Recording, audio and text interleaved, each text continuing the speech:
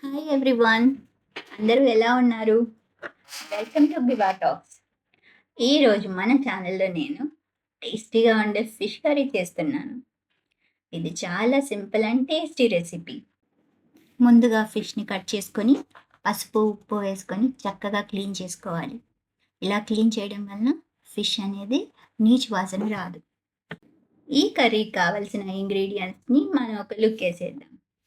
1.5 spoon ధనియాల పొడి, 1 spoon జీలకర్ర, 2 ఎండుమిర్చి, పావు స్పూన్ మెంతులు, 5 వెల్లుల్లి రెబ్బలు. వీటిని మనం ప్యాన్లో ఆయిల్ లేకుండా డ్రై రోస్ట్ చేసుకొని మిక్సీలో మెత్తటి పొడిలాగా చేసుకోవాలి. ఇప్పుడు ఒక పెద్ద సైజ్ ఆనియన్ని కట్ చేసుకొని 2 గ్రీన్ చిల్లీతో వేసి మిక్సీలో మెత్తటి పేస్ట్ లాగా చేసుకోవాలి. ఇలా చేయడం వలన కర్రీకి వెరీ గుడ్ కన్సిస్టెన్సీ వస్తుంది. తర్వాత ఒక చిన్న బౌల్లో మనం మీడియం సైజ్ నిమ్మకాయంత చింతపండుని తీసుకొని దాన్ని చక్కగా నానబెట్టి దాని నుంచి గుజ్జు తీసుకోవాలి. ఇప్పుడు స్టవ్ మీద కడాయి పెట్టి స్టవ్ ఆన్ చేసి 3 స్పూన్స్ ఆయిల్ వేసి ఆయిల్ వేడైన తర్వాత గ్రైండ్ చేసుకున్న ఆనియన్ పేస్ట్ వేసుకొని పచ్చి వాసన పోయేంత వరకు కుక్ చేయాలి.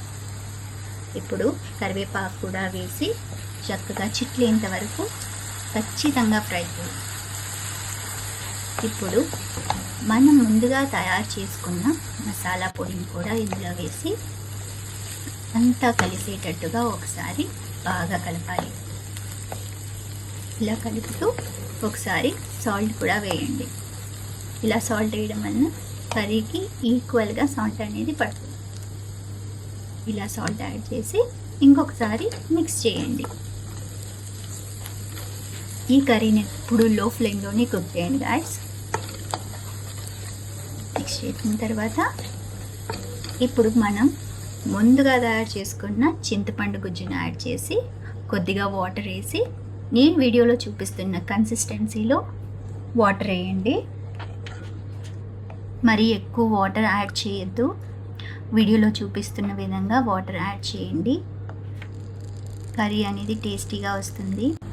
తర్వాత ఈ కర్రీని ఆల్మోస్ట్ మనం 15 మినిట్స్ వరకు బాయిల్ చేయాలి. చూసారా, ఆఫ్టర్ 15 మినిట్స్ ఆయిల్ అనేది సెపరేట్ అవుతుంది. ఇప్పుడు వచ్చేసి మనం దీంట్లో ఫిష్ని యాడ్ చేద్దాం. ఫిష్ రెడీగా ఉంది. ఫిష్ని ఇప్పుడు దీంట్లో డిప్ చేద్దాం.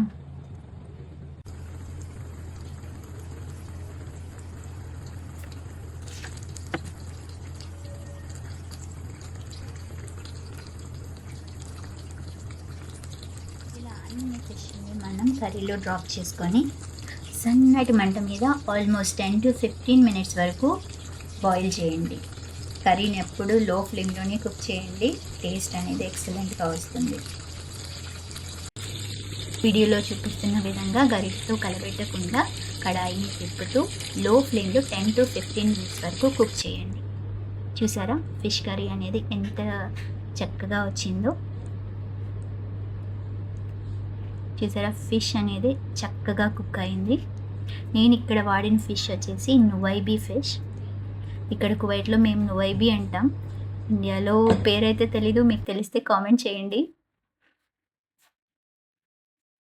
Thank you for watching my video. Subscribe to my channel.